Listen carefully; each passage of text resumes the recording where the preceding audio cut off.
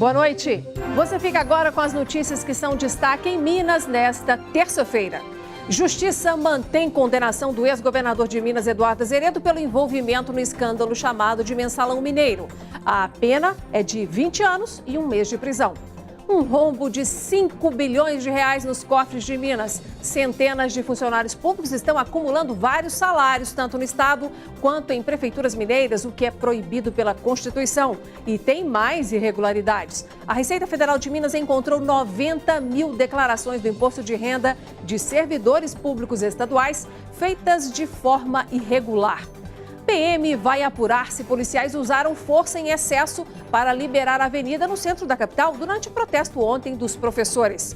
Corpo de Bombeiros conta os prejuízos com os trotes que levam agentes para atender chamados que não passam de brincadeira. Preço do álcool cai em BH e motoristas deixam a gasolina de lado. Mais informações sobre essas e outras notícias a partir de agora.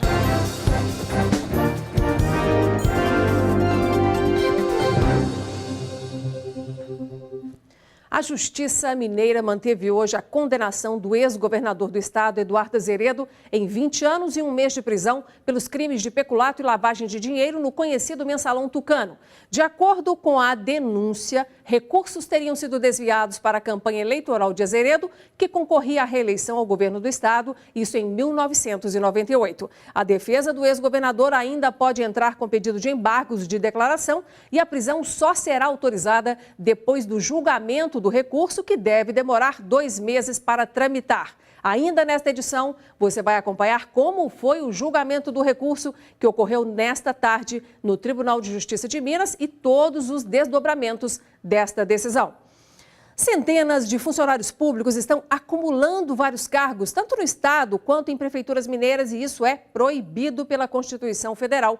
Essa denúncia foi feita hoje pelo Tribunal de Contas do Estado, que está fazendo um levantamento detalhado dessas irregularidades e já descobriu que tem servidor que ocupa até 10 cargos. Ou seja, há funcionários que comprometem a mesma hora de trabalho em vários locais, o que é fisicamente impossível. O prejuízo calculado pode chegar a 5 bilhões de reais. O CAPS, Cadastro de Agentes Públicos do Estado e do Município de Minas Gerais, funciona como um censo do serviço público. Todos os servidores civis e militares, agentes políticos, servidores temporários, eles estão inseridos nesse cadastro e com base nesse cadastro a gente pode, vamos dizer assim, acompanhar a vida laboral de todos esses agentes públicos. Hoje foi apresentado o resultado da primeira malha fina, que investigou se os servidores e órgãos públicos estão respeitando a regra da Constituição quanto ao acúmulo de cargos, que não permite, salvo algumas exceções, que uma pessoa acumule mais de 2 cargos públicos. Identificamos um conjunto indiciário numa base de quase 2 milhões de vínculos de 102 mil pessoas, com indícios de irregularidades no acúmulos. Esse conjunto indiciário de irregularidade nos indica aí algo em torno de 500 milhões de reais por mês. Ou seja, num ano nós estaríamos falando algo que supera aí a 5 bilhões de reais. De acordo com o Tribunal de Contas de Minas Gerais, há casos inclusive de pessoas mortas que ainda constam na folha de pagamento do Estado. Um prejuízo de 7 milhões de reais, calculado a partir de 2015. Segundo o presidente do TCE de Minas, a primeira malha ainda não está completamente fechada. Nós daremos até o dia 31 de maio para completar, ou seja, para a integridade desses dados do cadastro, e apuraremos uma nova malha nesse intervalo de 31 de maio a 15 de junho e a partir do dia 15 de junho, então, nós faremos a operação concomitante com todos os gestores municipais para fazer, então, o controle intersistêmico. Se você quiser visitar o portal com todos os dados dessa primeira etapa do levantamento do Tribunal de Contas do Estado, acesse capmg.tce.mg.gov.br. Na próxima etapa da operação, os pagamentos aos servidores que acumulam irregularmente os cargos serão suspensos.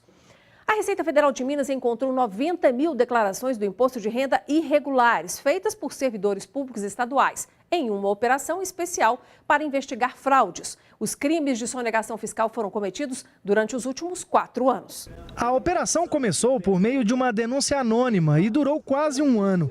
Os fiscais da Receita Federal perceberam que boa parte dos investigados recebiam restituições de forma indevida. Eles declaravam despesas médicas, instruções, gastos com empregadas domésticas supostamente inexistentes. A Receita Federal, ela sempre cruza os rendimentos declarados pelo contribuinte com a informação da fonte pagadora. Então, nesse ponto, é impossível fraudar. Por exemplo, o mesmo CPF foi informado em 14 declarações como sendo cônjuges dependentes, ou seja, é uma mesma senhora que foi declarada como esposa de 14 declarantes. As investigações tiveram como base 8 computadores que foram responsáveis pelo envio de 1.200 declarações. Todas eram de servidores públicos estaduais. A partir daí, a Receita Federal analisou outros 350 mil contribuintes que também trabalham para o governo de Minas.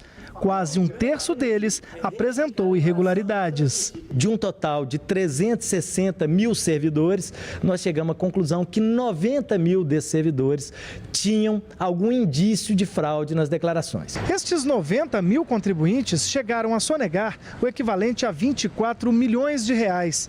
Estes valores podem triplicar se levarmos em conta as correções financeiras e as multas a serem aplicadas. Chegamos à conclusão que daria para construir 12 escolas, essas 12 escolas, cada uma delas com 18 salas de aula, podendo atender cerca de 1.400 crianças em cada uma, ou vacinar 800 mil pessoas com vacina de febre amarela. O crime de sonegação fiscal pode ser extinto caso o contribuinte faça uma retificação e pague o imposto devido e a multa correspondente.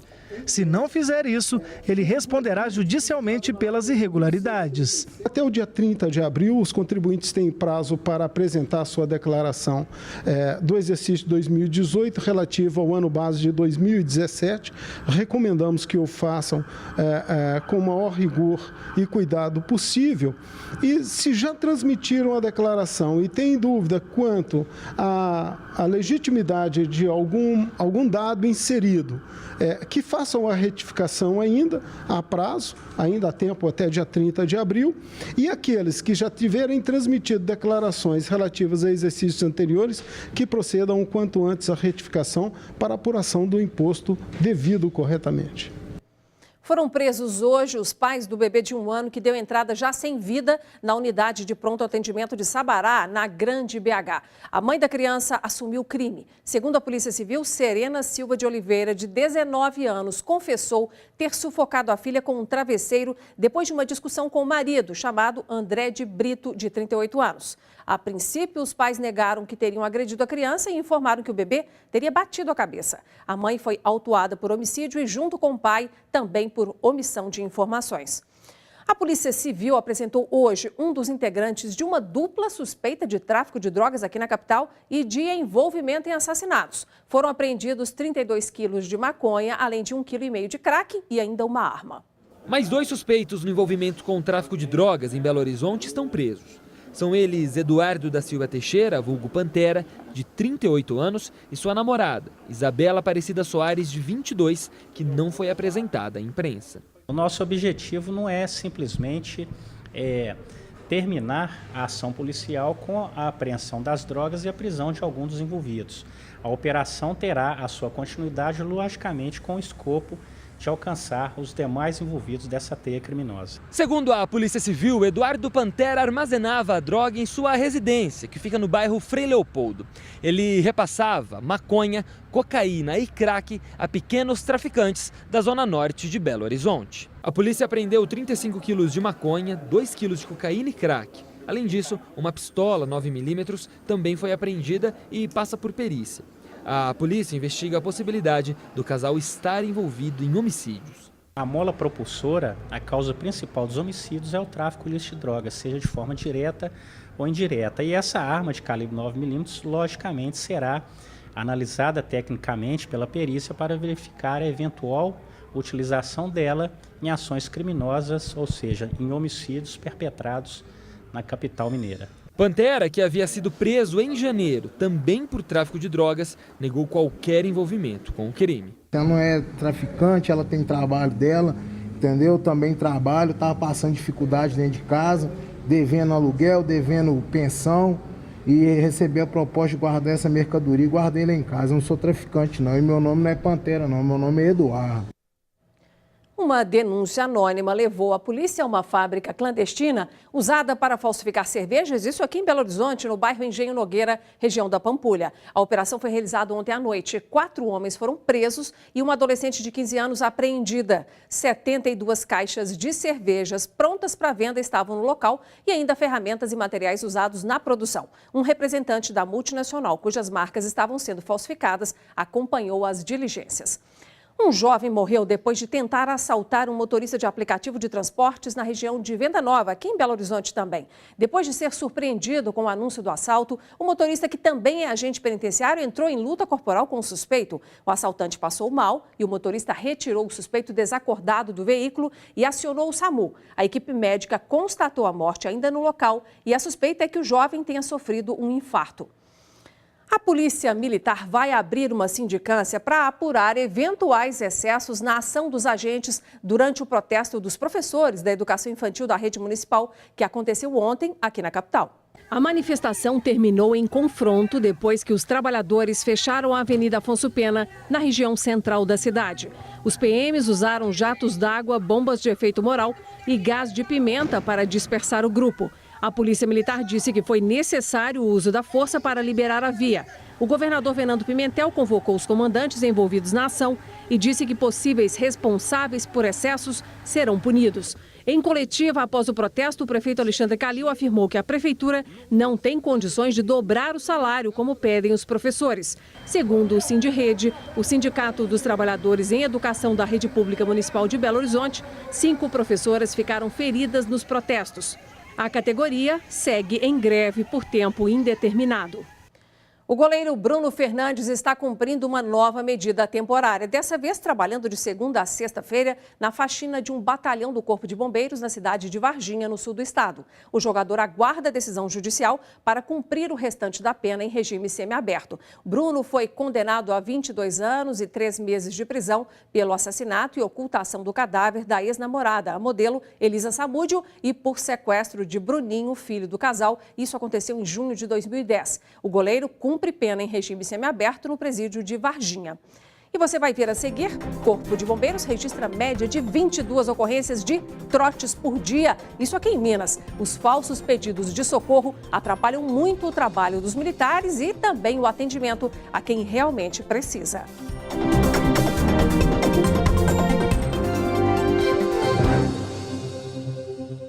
Ligar para os serviços de emergência e passar trote é crime. E o pior, uma viatura que sai para atender a um falso chamado pode ocupar a equipe que atenderia um perigo verdadeiro. Emergência de bombeiro, boa tarde. O COBOM, Centro de Operações de Bombeiros, é a central onde são concentradas as solicitações da população. Os profissionais que atendem a esses chamados são preparados para identificar os trotes. Mas mesmo assim, na maioria das vezes, é difícil perceber que do outro lado da linha está alguém querendo brincar, com o que não tem graça nenhuma.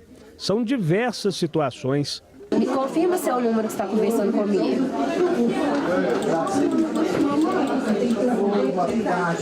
É trote. O que foi, criança? Eu tô pirando. O que o bombeiro pode te ajudar? Vai falar uma coisa. Olá.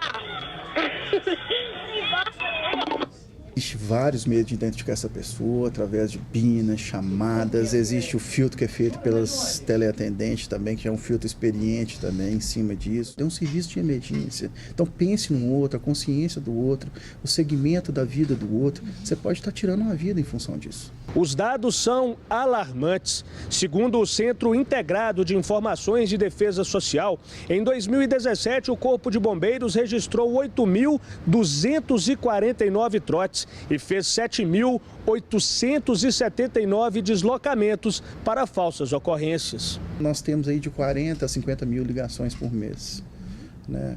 Dessas 40 a 50 mil ligações, a gente trabalha aí com um montante aí de 20 a 30% de trotes. E desses números aí, se a gente esticar para o ano 500 mil ligações, são quase 100 mil ligações, mais de 100 mil ligações por ano. Tudo acontece muito rápido. O chamado é atendido pela central, que informa a corporação.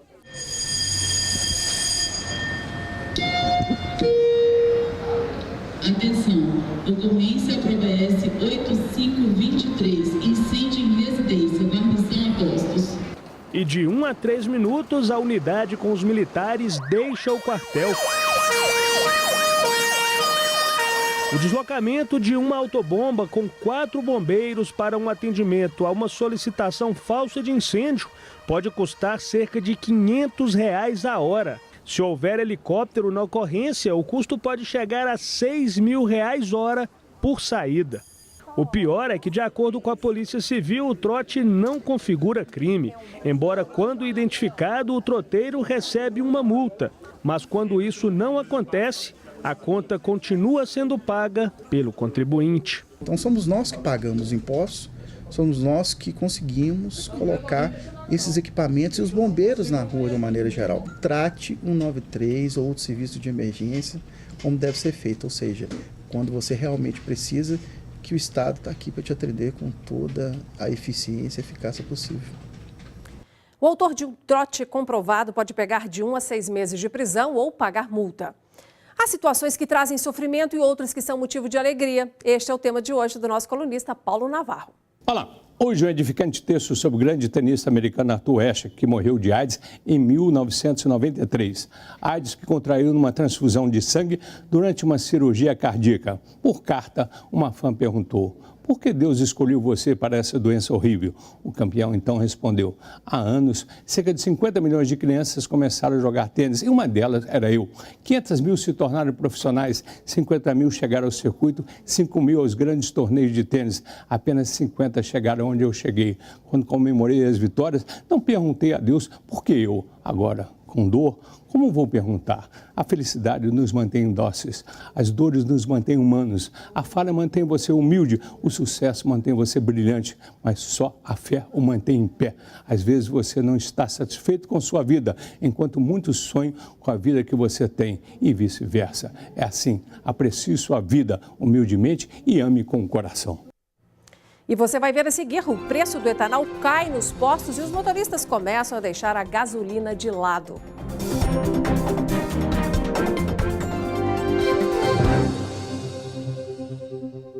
Quem está querendo gastar menos pode considerar escolher o álcool na hora de abastecer. Uma pesquisa apontou que o preço mais baixo do etanol está em R$ 3,02. E sempre que esse valor não ultrapassa 70% do preço da gasolina, o consumidor economiza. Em Belo Horizonte, o consumidor pode encontrar o litro do etanol variando desde R$ 3,49 até R$ 2,83. A queda no preço do combustível foi ocasionada pela safra da cana-de-açúcar, que está no começo. Segundo a Associação das Indústrias Sucroenergéticas de Minas Gerais, nas últimas 5 semanas, o preço pago aos agricultores caiu consideravelmente. O etanol pode ficar ainda mais barato nos próximos dias.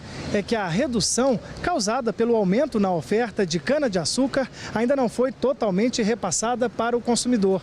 Enquanto por aqui o preço médio caiu cerca de 20 centavos, para o produtor rural, este valor já é 40 centavos mais barato. O produtor é apenas um elo da cadeia. Nós vendemos o produto, somos obrigados a vender para as companhias distribuidoras, que assim revendem esse produto para os postos revendedores que colocam à disposição do consumidor. A gente sabe que quando o preço sobe, ele sobe imediatamente na ponta, independente se chegou produto novo ou não. E quando cai, é sempre uma demora muito grande desse repasse. Neste posto da região oeste da capital, os motoristas têm deixado a gasolina de lado.